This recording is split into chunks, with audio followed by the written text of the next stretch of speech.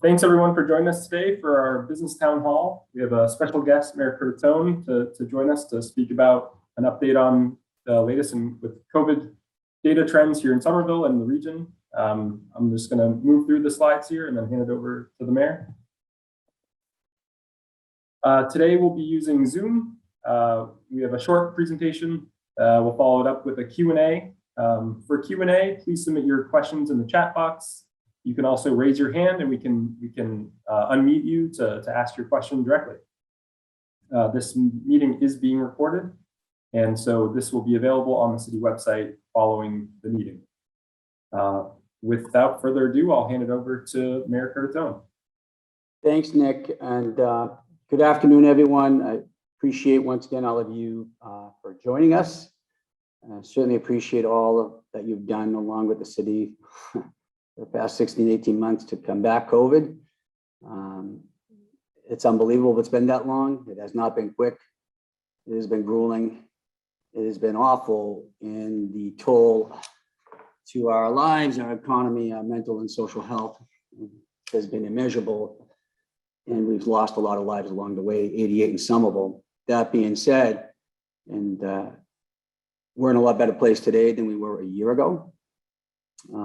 We know a lot more. We have many more tools at our disposal. I'm going to talk about that today. The purpose today, and I'm just going to kick it off, is to, as we have always done throughout this crisis, is to tell you what we know, tell you what we don't know, tell you what we're considering and why.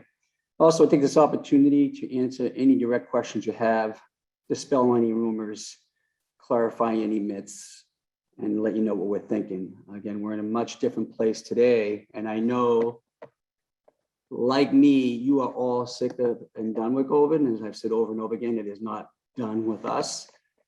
And what we want to do, and I say we, not just Somerville, every elected municipal leader that I know, and the meetings I've been facilitating across the region and the Commonwealth, along with world-leading experts, health experts and epidemiologists, is to understand what the data is telling us, what the science is telling us, and how to utilize the tools at our disposal, which we are much more bountiful than they were a year ago, to one, continue to interrupt the transmission of this virus, in this case, the Delta variant, which represents almost 95% of all new infections now, in a way that allows us to keep moving forward towards the normal we're getting used to or will be coming down the road and not turning back the clock. And if we can do that, I'm going to try to answer any questions along with the team here today, collectively, not just Somerville. Again, I'd say this, as I said publicly, we have a choice. We can either utilize the knowledge, the experience, what we've learned, what we've endured, and the tools at our disposal to control, which you have the ability to control and interrupt the spread of what is the new version of COVID, or it will continue to control us and we'll find a way to dominate us.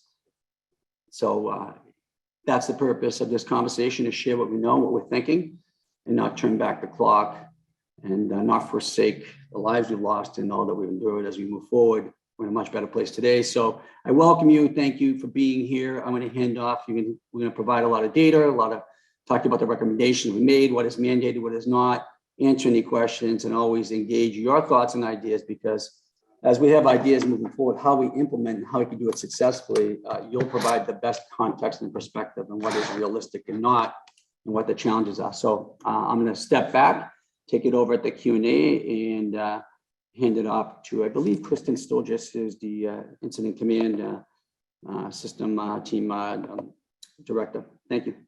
Great. Yes, thank you all for joining us. I'll walk you through some COVID data, but first, before we get into that, just to let you know who's on the call with us. The Deputy Incident Commander, Tim Snyder, as well as Nick Antanavica, our ISD Director, and then colleagues from Economic Development. So we're all available here to answer any questions that you have. And Tom, is there anything you want to say or introduce your staff before we get started with the data? Oh, thanks, Kristen. We have Nick Schoenberger, who is controlling the slides. I'm here as well. For those who haven't met me, I'm Tom Galligani, the Director of Economic Development. We also have William Blackmer, who and Daniela Carrillo on the call as well. Thank you very much. So I'm going to be sharing some of our local data from Somerville as well as some of our state data to give you a sense of where we are given the new Delta variant. So we can jump right into the data. To date, 6,325 of our residents have tested positive for COVID, with 89 fatalities. Our percent positivity has increased pretty significantly in the last few weeks. We're now up to 88%. And then we've also seen confirmed cases increase significantly in the last 10 days. We're up to 71. Just a few weeks ago, it was as low as 10. All of this data that we're showing for our Somerville data is available on our dashboard, and the link to that dashboard is available at the bottom of this slide. And that's updated once a week. So we can go to the next slide. To kind of dig in, so this is showing you cases. Our daily cases are those the bar lines, and then the line graph is the 14-day moving average. So you can see how cases have the trend through the beginning of the pandemic. And you'll see if you look at the very end, we have a pretty steep slope up. We're seeing pretty significant increases. So our last complete 14-day moving average was on July 30th, was 6.36. Just a month before that, on June 20th, it was only 0.29. So our current average is significantly higher than our lowest observed value. And we anticipate, given how easily Delta is transmitted, that will continue to increase for the short term and into the medium term. Go to the next slide. The case counts is not great news. But we do have much better news on the vaccination front. 72% of Somerville, and this is all residents, not just those who are 12 and up, and so therefore eligible to receive the vaccination, have been fully vaccinated. So that's 713 individuals. And we have about 4,339 individuals who hopefully will be joining the count of fully vaccinated individuals soon. Those are the individuals that have only received one dose of a 2-dose series. So if we go to the next slide, we'll look at this at a county level in Massachusetts. So some of you may be aware Massachusetts is the second most vaccinated state in our nation. Middlesex County is at 76% fully vaccinated, which is wonderful. And we have 4.3 million in Massachusetts who are vaccinated, but you can see that there is some variation across the counties in the United States. And vaccination is really our best way to prevent COVID. And so 76 and 72 locally are really great numbers, but we are doing everything we can in the city of Somerville to make the vaccine as accessible as possible to people, really doing as much outreach as we can. So hopefully we will continue to see this increase over time. So we go to the next slide. We see the same trends that we saw locally, we're seeing here in these slides around case counts and positivity. You can see these slopes are fairly steep and are really starting to tick up. So 571.6 cases for the 7-day average, the last available data, compared to only 64.3, just about a month ago on June 25th. And the same, our lowest observed value on June 25th was 0.31% positive for the 7-day weighted average. Now we're up to 2.28.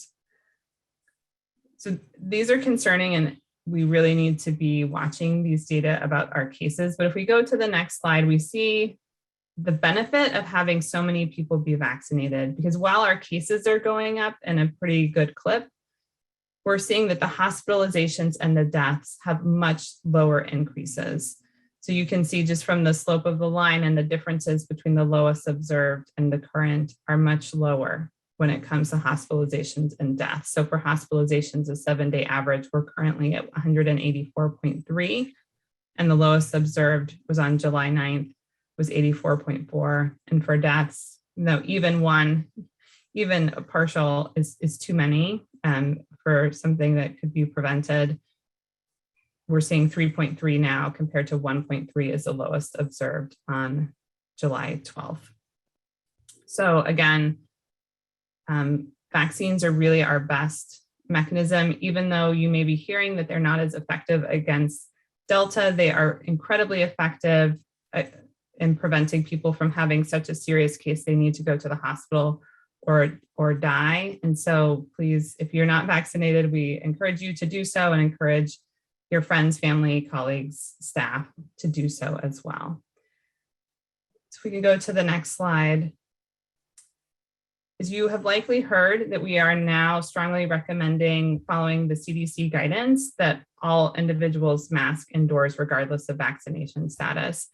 This map is showing us which counties are being recommended per the CDC guidance to mask indoors. The blue counties are those that are there recommending masks. So you will see every county except for 2, including Middlesex, now follows the CDC guidance. When we sent out the notice that we were recommending masking indoors, we weren't quite there yet, but we saw the writing on the wall given the trends in our local case data, and that Suffolk County was already in the substantial transmission zone, and we abut them. And so as we have seen here, we are now squarely in the CDC recommendation. And so even if you are vaccinated, it's possible you can have a significant viral load if you get COVID and could pass it on to others. So this is partly why it's really important that for all of us, we strongly recommend that people do mask indoors. We will be continuing to monitor the data and be following CDC's guidance to look and see what they're saying about how we might want to change that if we might need to move to a mandate level. And eventually, hopefully we can, relax it again. But right now, Delta is significantly concerning that we really are strongly recommending indoor masking. And I know I'm going to hand it over to economic development to give you a few other updates, but I'm really happy to answer any questions that you might have about the data, about the mask recommendation when we get to the Q&A. Kristen, if I could, before we hand it off, could Please. you at some point put a link to that one thing for context, because I presume a question related to this might come up. Even though our vaccination rates are high when you break it down by age category, at 12 years of age, I believe it was, if I looked at the slide a few days ago, mid to late 20s is a major drop off in the percentage of those eligible vaccinated. If we could put in the chat function, people can look at it so there's some context if that question comes up.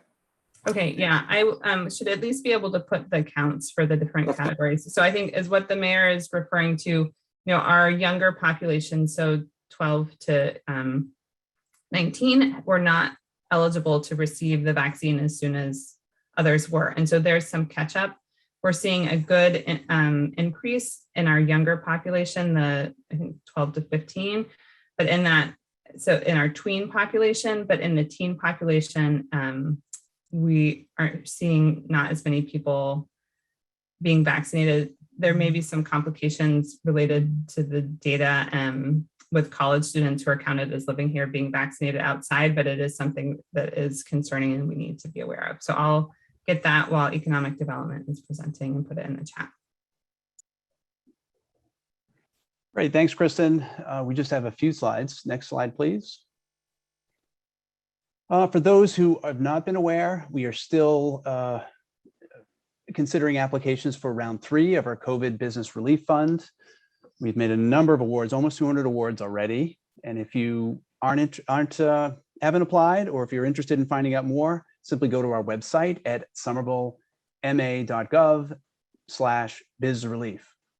Also, we have fine folks walking around the city with orange jerseys. Those are the COVID ambassadors. If you haven't met them, they're patrolling and walking through our business districts to hand out masks, to tell people about vaccination drives that are happening, and to just doing some check-ins with businesses to find out what's going on.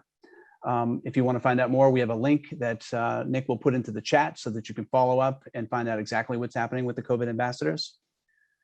And also, finally, we have just released the diversity catalog, where we have over 80 businesses that are owned by women, they're owned by minorities and owned by LGBTQ business owners. We just released it last week. It's the second edition. If you qualify as a business in one of those categories, please let us know. So when we do the next issue, we'll be sure to include you. Next slide, please. And just an FYI, coming up on the 7th on Saturday from 11 to 2 a.m., there's a meeting talking about the Union Square Plaza redesign. So folks who are on the call from Union Square, I hope you have the chance to participate. I know there are many different ways to participate. There's a survey that's available, which we'll also post into the chat. But if you happen to be in the square, definitely participate in that discussion about the future of the plaza. Next slide, please. Oh, we'll hand it back over to the mayor for any questions you may have. Great, thanks, Tom. So I would ask if you have questions, and I would ask if you put them in the chat, say if you have a question, or put it down or raise your hand. But let me just add one other thing, and then I'll take the first question in the chat from Jessica Eshelman. But at the beginning, for all of us, we do everything we could to try to blunt the onslaught of COVID at the beginning, going back 16 months. So as we're talking here, the question's to me, are you shutting everything down? No. We're not even prepared to roll back on the scale of attendance or our activities that we've opened up, but we need to be smart. And we endeavor working deliberately, and speed is important because the variant Delta is moving at such speed and such a level of contagion that time will matter. And this is about protecting our most vulnerable, because there are still gaps, notwithstanding how well Massachusetts is doing in the system. And when there are gaps, COVID finds a way, and we have the third highest COVID death rate in the nation. There's a variety of variables that cause that, but we haven't led the way we should. But now where we're at, having more tools, more knowledge, we are moving quickly, although diligently and thoroughly, and being informed about not just throwing everything against the wall, but we are to surgically intervene and implement and, again, interrupt the variant. And, I say this in terms of experts who we spoke to yesterday, some leading experts and myself, municipal leaders from around the region, is in the next several months, we're all either going to be vaccinated or have contracted COVID. That's reality, but we need to save as many lives as possible. I'm not going to forsake any one life, and I know no one else does. But we're not going to be throwing everything against the wall right now in a blunt way. And the purpose here, if we haven't come out and said exactly what to do, is because we're going to tell you what we know and what we don't know and what we're thinking and why, in a way that is diligent, thorough, and transparent and ethical. So with that, I'm going to take questions. There is one, the first one. Jessica, why don't you just read it out if that's okay, regarding these signs, and I'm sure we can address this easily. Sure thing, Mayor. Thanks again for hosting and for all of city staff's support through all of this. The "We're Vaccinated" signs in multiple languages are a hit in Union Square. Our businesses are really appreciative of having them, and I get calls for the release, so we continue to make deliveries. While I was doing that yesterday, I had a business leader ask me about the mask mandate. As you know, recommendation. I misspoke. The indoor mask recommendation. As you know, businesses can be put in contentious situations trying to communicate safety protocols. And so for this particular business leader, it's helpful when those recommendations are messaged from somebody like the city. Is that something that could be considered? Absolutely. And I can hand it off to staff, or we can follow up, and we are certainly willing to help support the messaging, the signage, the engagement, utilizing the ambassadors, and we have resources to do this. Kristen, I'd ask and follow up on Jessica's request, which I think is pretty easily can be addressed and reasonable. Yes, I'd be happy to. And I'll follow up with you so we can talk about like what formats might be most helpful, what would be most strategic. Thank you so much. Mm-hmm. Thank you. I must be doing this wrong, and I know I used to do Zoom. I still do Zoom every day, but I don't see in the questions. So if someone has their hand up, it's the view. I don't see it. Tom or Nick, do you see it? I don't want to miss anybody here. Are there any other direct questions? You could say, if you could just put it up in the chat. We're not getting probably, just tell me you have a question. I'll just call on you. We'll unmute you.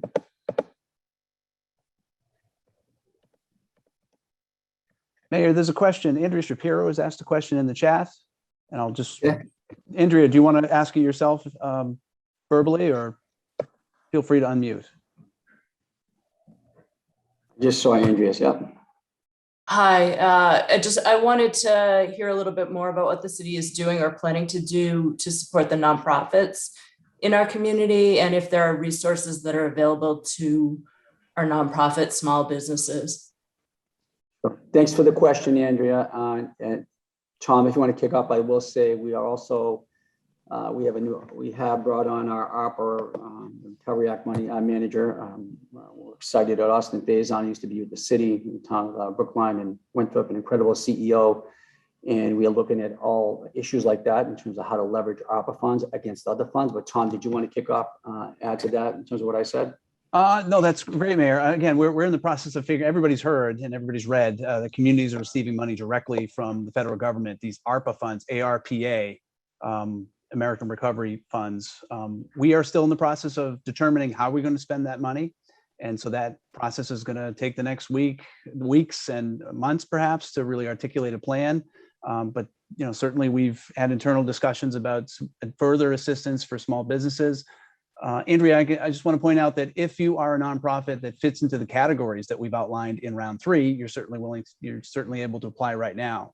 But we're going to continue to have those discussions, and I assume, Mayor, kick it off with the community and have some sort of community involvement with and getting some input with those about those. Yes, and thank you, Tom. Let me just add and clarify also that what Tom's alluding to, months and years, we have, I think, somewhere north of $70 million come to us in different tranches, and it'll be the better part of a few years as we burn through it all. And what is unprecedented about the money, which I'm excited about, I've been around many efforts to say, give money directly to cities and towns. We know our community better. And so we got to do this right.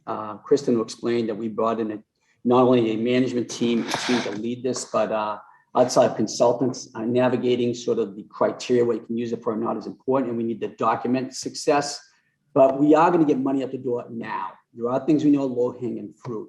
But over time, as we engage the community, develop a framework on how the money will be utilized and leveraged over time. What we don't want to do is create structural deficits in the community or in our budgeting. We also want to hear from all of you, based on what we've done so far, what has worked, what hasn't, and what are the other monies coming down from the Commonwealth, the federal government that we can leverage against to have the greatest impact for your business.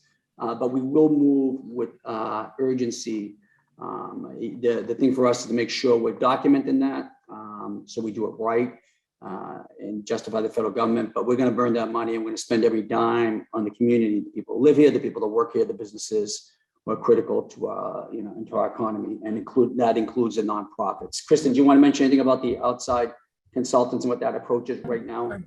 So we have engaged the Metropolitan Area Planning Council to support us in our community outreach. There will be a whole host of ways that we will seek the input of you all and the community. So please be looking out for them. There will be multilingual messages and meetings. And so we really are going to do everything we can to get as many people engaged and get as many voices in to set the priorities for how we spend these funds. And so the idea from the federal government is that we are also use these from our emergency response. So you'll be hearing about how these funds are supporting our continued COVID response. And I really encourage you all to participate in these conversations as you hear about them, because your voices and input from what you're seeing in your own businesses, but in the community, are just really going to be vital to help us prioritize how we use these funds. If I can go back, Sam Simmons, I'm just going to read off the answer because you just came on late in terms of the city considering implementing a mask requirement rather than a recommendation in the future, so on circumstances. Yes, we are considering it, but not just across the board. We are looking at the activities that still could drive or fuel super spreader events. I'll tell you in terms of the city buildings right now, unless you're in your office like I am by myself, you're required to wear a mask. Visitors are required to wear a mask in our school, certain program in the summer. And I fully expect that to be the case in our schools for staff and students in the fall. And we're looking at other different activities in the city from businesses and others that may require that. We're going to follow the science and data. There'll be more to come soon. So we don't have a lot of specifics. That's why we are just making a strong recommendation based on CDC guidance. I will say, thank you. A lot of the businesses have been proactive. I'll tell you, my gym has on its own and done an incredible job since the beginning in terms of on their own requiring vaccination verification, and people have been proud to show it, in this case, mask. And people on their own, my observations are, look, we don't want to go through this here. Let's do our part. So thank you for those who are moving on your own and for the questions, and we'll get that out to you as things evolve.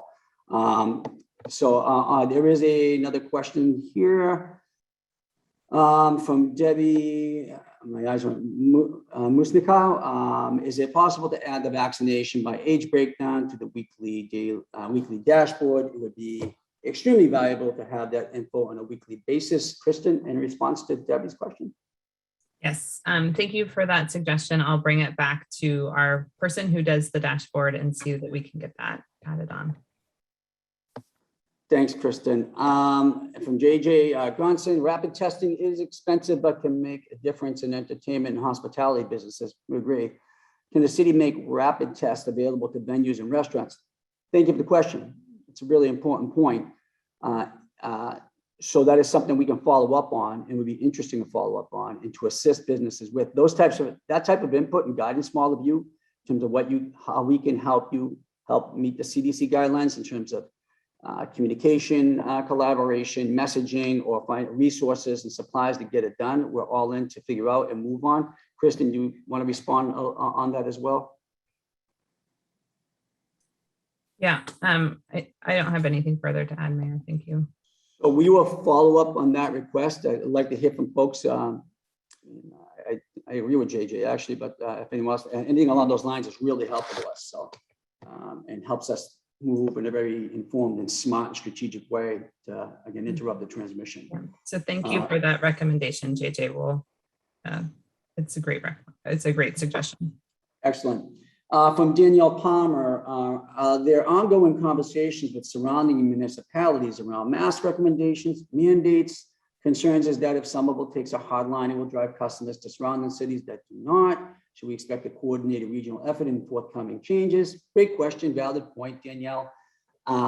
Yes, those conversations are going on. In fact, it's been at the local level, municipal leaders who have worked and demanded regional collaboration and uniformed approaches to taking on the pandemic in the beginning, how we reopen, how we roll back, rolling out vaccines, schools. The Commonwealth has never had a plan. You've had 351 cities and towns doing it on their own, not because of our choice. And that, I'd submit, is why we have gaps in our response and the third highest COVID death rate. However, notwithstanding that, there are those conversations now. We're in a different place from where a year ago. We know things that are working. We have vaccines. So we have meetings, and we had one yesterday. Again, I chair the Metropolitan Mayor's Coalition, and but we work with leaders across the Commonwealth, and we're informed again by some of the world's leading health experts and epidemiologists. We have a follow-up meeting in an effort, at least at a regional level, let's say the inner core of the region and abutting areas, to think about what those interventions may be. And so there's a strong possibility, not every municipality, and we're very parochial and provincial in the Commonwealth. That hurts us. It's hurt us greatly here in our response. But hopefully you'll see that more, and more to come on that as well. But I want to, again, just reemphasize what I stated earlier. We're not looking, and we're much more informed than we were at the beginning to throw anything we had in our reach at it, and hope it slows down. We know the tools that are working, that have the most effect, and we're going to be in a better position to do it surgically. So I could see,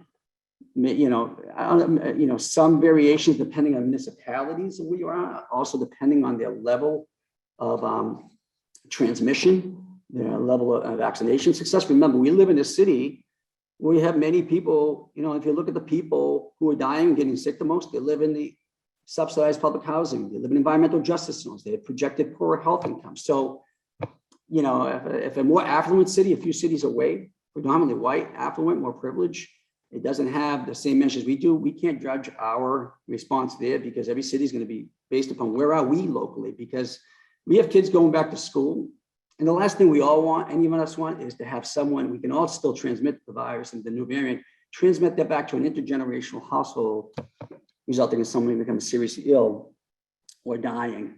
So there'll be some variation, but there is a strong willingness, and there's always been, for more uniform response. But don't expect that from the Commonwealth. That'll come from the local leagues. Thank you for that question. It's a fair one and an important one. From Debbie Canoa. Hi, everyone. The pandemic and GLX projects have put heavy stress on some of our residents. The only thing that I'm hearing about economic development is for cannabis. Well, let's clarify, that's not the only thing going on, and I hope the GLX will alleviate your stress when it starts to open in December. How are funds being directed to each square to ensure small businesses being prioritized and not just cannabis? Well, let me clarify, cannabis isn't the only thing being prioritized, every small business is. So Tom can once again explain where we are in round 3, and there's still plenty of funds and how you can perhaps access those funds. And I mentioned a little while ago, just a few minutes ago, about how we intend to utilize the ARPA funds, the federal funds, against other funds that either from the city, the state, small business association have the greatest impact. We, I think, set a very good one example several months ago, and we're the only city, the first city to do it, to put out several $1 million of our own money directly to small businesses and their employees to help bridge what we were going through to get us to where we are now. And I'd submit, if you look, and that doesn't mean small businesses aren't stressed, though we recognize that's the case, especially in our restaurant, hospitality, and nightlife. But if compared to other municipalities, the last I had heard, and someone has to correct me, we had 9 restaurants closed. 2 were probably closing anyway. We don't want to lose anyone, just like we don't want to lose a life. And we'd submit those efforts helped in the advocacy to get the Commonwealth to do more. Whereas you're seeing more, close to 30% in other areas, but we have a long way to go. We want to just stabilize Main Street. We want it to thrive. So I think, Tom, we've put the link down about the funds that are available and people can utilize and reach out to economic development. You probably qualify for those funds. And let me just say about the GLX. GLX is going to bring incredible opportunity, environmental benefits, improvement of quality of life, and huge revenues for small business in the city. So ride it, embrace it, and congratulations to the community. It was a long, long haul, 30 plus years. From Mary Perth, will the city help businesses implement a vaccination requirement or negative PCR test results be met for entrance? If I understand Mary saying if a business is on their own want to, or it's required to implement vaccination verification or some positive or negative test verification, will we assist? In short, yes. I think we want to know how we can best assist. But Kristen, if you understood how I read that off, in either case, I guess if a business on their own wants to require proof of vaccination or a negative test, or if it's mandated, are we going to be in a position to assist businesses either logistically, messaging, or financially? I'd say in short, yes. But Kristen, I'll let you supplement my answer. Yeah, no, I'm happy to. I think the answer is that if that the first part, if anybody would like to do that, to require proof of vaccine or test, that is in your rights to do so. The second piece is, are there any platforms or other ways that we could maybe support businesses to want to do that? I think we can look into that and see what might be possible. And Mary, I'll put my email in the chat, and if you want to reach out to me and talk, I'd be happy to talk you further about the idea that you have and what might work the best for you. And so we could think about what might work for other businesses as well. Great. Thank you. Thank you for that question. An important one. We want to know that feedback and things that you need from us to help execute if we have an idea or a thought. I'm going to recognize Steve Matthew, who had his hand up. Thank you, Steve. And thanks for being here. Thank you, Mayor. Thank you for the forum, and hope you and yours and your whole team are well, and everybody on the call, of course. I have a question about, we were under for a long time state of emergency at the state level and then at the local level. My understanding is that's no longer the case. Do you see any community, municipality that's looking at reinstating a state of emergency, or is there any discussion about what the criteria would be this time around. Understanding, of course, anytime you want to prevent deaths, you want to protect the hospital system so that it doesn't get overwhelmed and break down. But we seem to have entered into another period here where it's more about collaboration and cooperation and communication. Would you comment on that? Yeah, Kristen, I'll let you allow the status first on where we Yes. clarify folks on the state of emergency. Yeah, so we are still in a state of emergency. The length is, we don't have a firm end date yet. And that's in part because the virus is, as we are seeing, it keeps ebbing and flowing, and we're going through different stages and phases. So one thing I want to differentiate is that we still have this state of emergency because the pandemic is still with us in a very real way. Eventually it will become endemic. It will kind of treat it like the flu, but we are not there yet. At the same time, we're not currently considering any closures. And that's in part because of the strength of the vaccination rates in Somerville. But we're going to need to continue to monitor things very closely. I'm very encouraged by the fact that our hospitalization rates and our death rates have not increased in the same way that our case counts have, again, showing the power of the vaccination. But we'll be continuing to monitor the situation very closely. We are meeting twice a week now to talk about data in Somerville and looking at what we need to do to be responsive and keep as many people safe, while also recognizing that it's important for our businesses to be able to operate, our kids to go back to school. But Mayor, if there's anything you want to add or. I think that's right. And Steve, a follow-up if I can get the second part. My little cut off of my technology, but on the surrounding communities, some I believe still are, and that's the best way. I'd have to get you specific whom or whatever, but it's still in place, and depending on the community, I think so they run them more densely. Populated communities in Unicor that have the most vulnerable populations, you'll see that more prevalent. And there was another part, Steve. Could you just repeat it if I missed it? I thought there was something else on the question. That was the two parts of the question. What other communities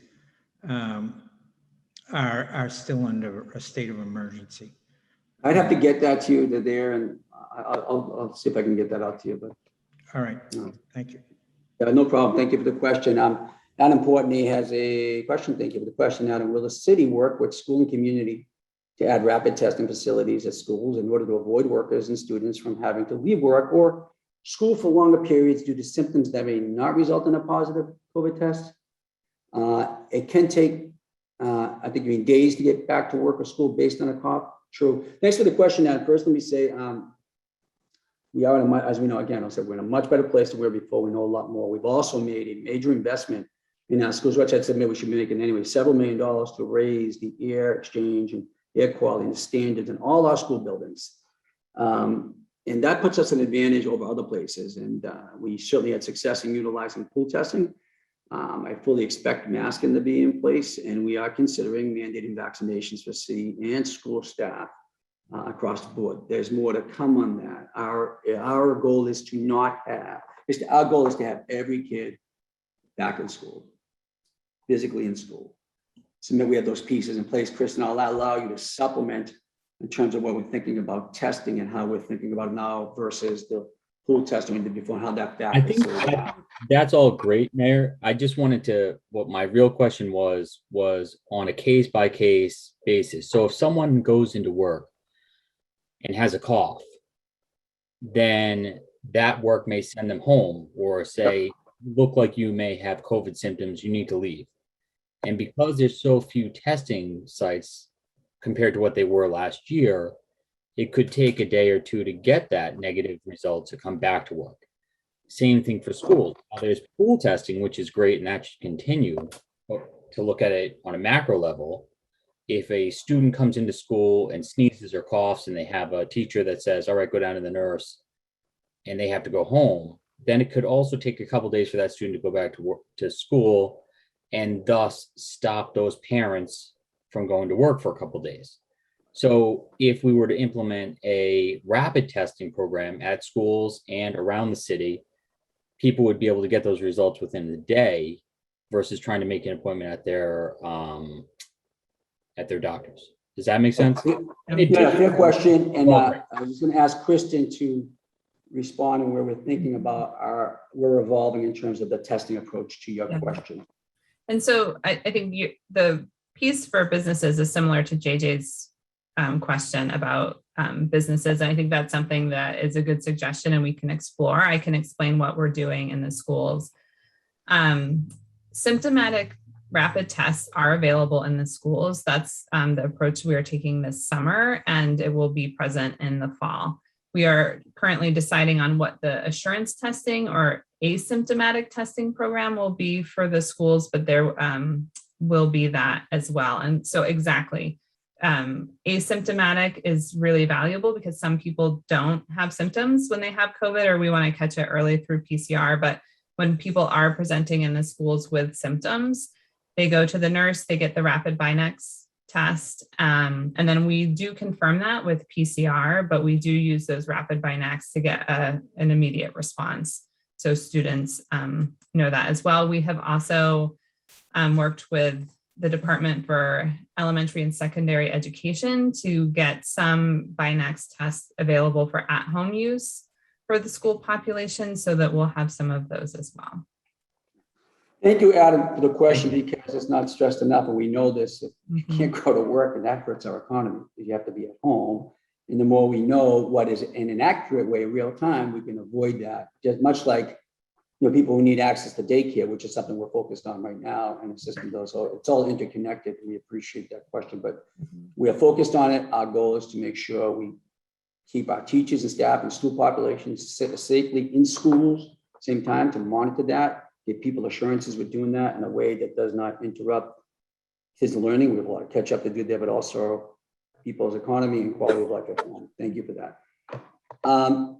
I'm going to see if any other hands are up, but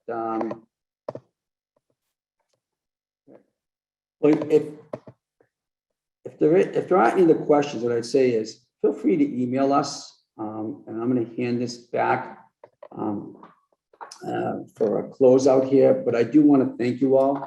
If you haven't done it enough, appreciate one helping, being flexible, understanding, and don't know.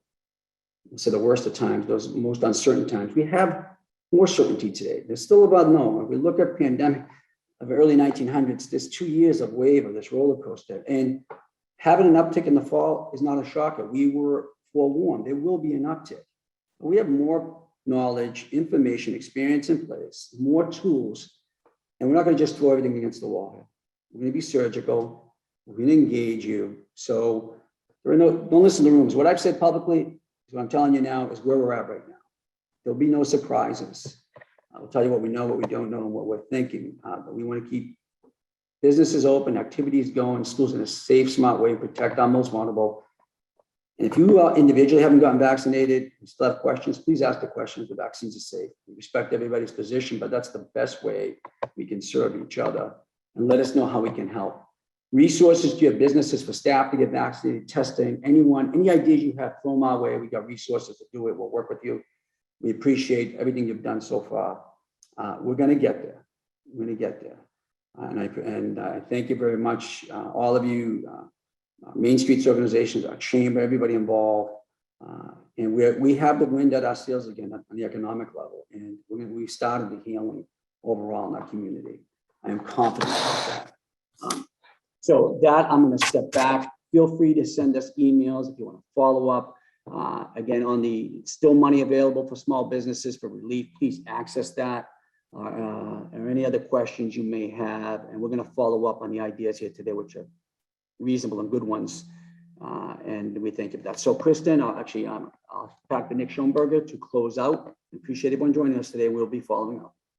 Thank you so much for your time and your interest in this topic and your great suggestions. They're really helpful to us.